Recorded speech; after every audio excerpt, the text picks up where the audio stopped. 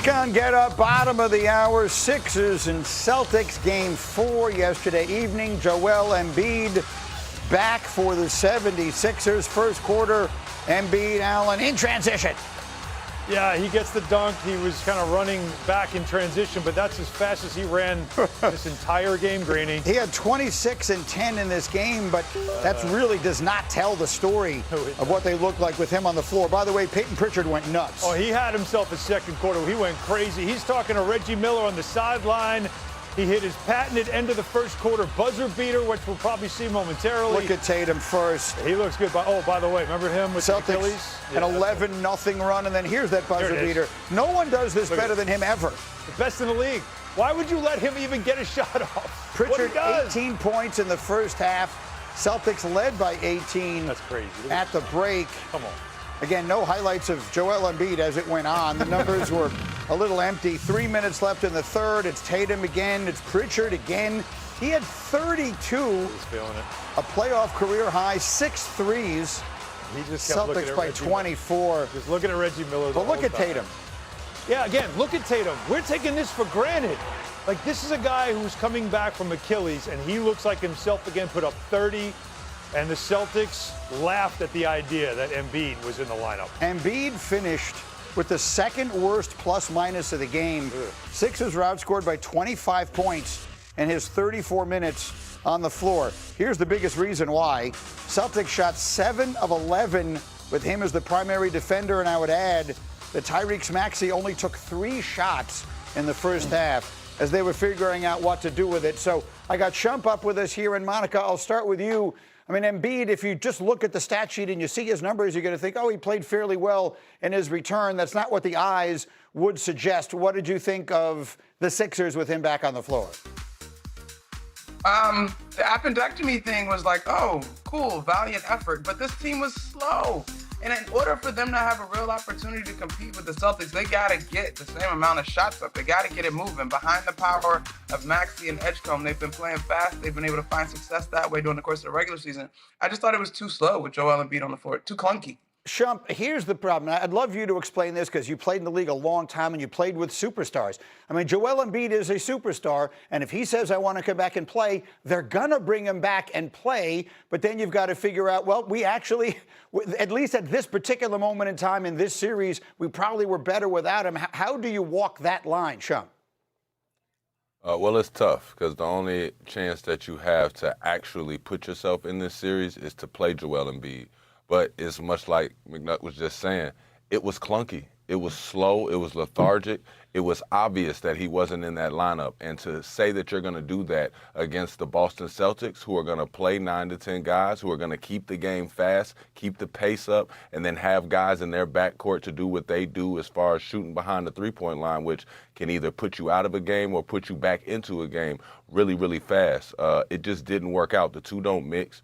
And the Sixers took the short end of the stick last night. Listen, in this league where we complain so much about players and availability, you cannot criticize a player for making himself available to his team in the playoffs. With that being said, why did he need to start? Why did he need to be in the starting lineup of a team that offensively was not having any problems? Their backcourt was playing fast. Bring him off the bench. Let him come in, ease his way in. Why did you have to take all the shots? More shots than anybody on the team. You haven't played in weeks. Your team did not need any of that. You know what they needed? They needed a rebound, Greeny. Yeah. They needed a rebound. They had 0 offensive rebounds in the first half. They were not shooting the ball well. He ruined everything, and that was not his intent. That's why, Shump, I was asking you the question, because Alan and I were having this conversation before the show. And I get what you're saying. It's maddening to watch. If you're Embiid and if he says, I want to come back and I want to start, like, who's telling him, no, big fella, like, I know that you're our franchise and that you're here for 3 more years, but we need you to ease your way back in because we're playing better with that. Like, how do you handle that going forward now? Well, I think Joel Embiid is such a player in this league that you have to give him the nod and start him. But I do agree with Allen, when you start to see an offense that's slowing down like that, even though it was encouraging. I know it's very encouraging to see Joel Embiid start cheering the crowd on. He was telling them, give me more, and, walking, doing his usual 1-2.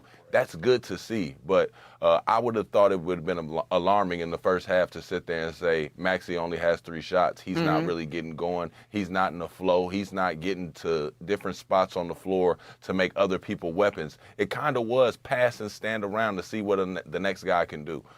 They got to stay away from that if they want to have any sort of cohesion to keep this series alive. And oh, by the way, while Peyton Pritchard was having the game of his life, Monica, Jayson Tatum just continues to look ridiculously good. What are you seeing in him and them now 4 games into these playoffs? He is, first of all, he's already been a great player in the league, but he's getting more and more confident in this calendar year with the return and less than 20 regular season games under his belt. But the double-double last night or yesterday afternoon, the three-point shooting, I mean, his ability still to lock in as a defender, he just looks more and more confident. And Greeny, we talked about this after game 1. And yes, the Sixers did win a game.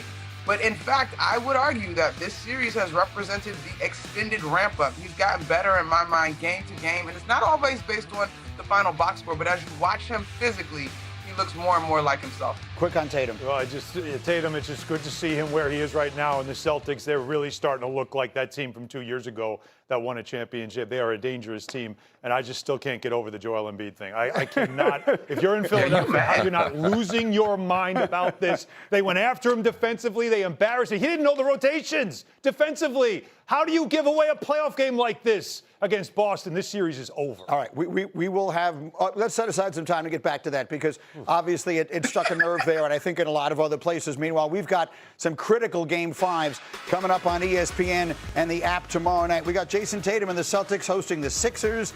Then we have the Trailblazers visiting Wemby and the Spurs. Our coverage will begin with NBA tip-off. That's Ernie, that's Kenny, that's Shaq, that's Charles. Don't miss all the action.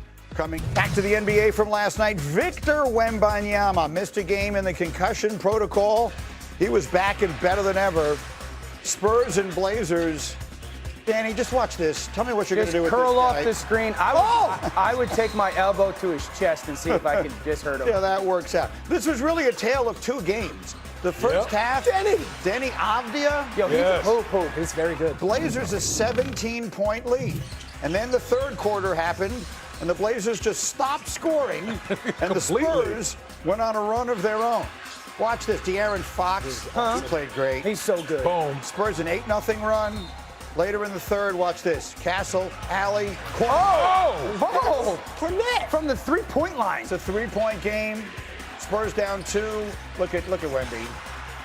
Spurs outscore the Blazers by 17 in the third. It was 74-74? Yes, we're tied up going to the fourth. That's great math. Then it's Castle throwing it up to Wemby, who had 27. 2 UConn legends, Orlovsky and Castle. Spurs take the lead, and then it's Castle again. Oh, my God. Wemby again. Can we put a body on him? Wemby was phenomenal. Aaron Fox actually led the way with 28. Spurs become the first team ever in the playoffs to trail by at least 15 at the half and then win by more than 15. They take a 3-1 series lead. They're just the better team in this series. They outscored Portland by 38 in the second half. Second largest point differential in the second half of a playoff game ever. Wemby had 18 of his 27 in the second half, and he blocked 5 shots. More hoops later.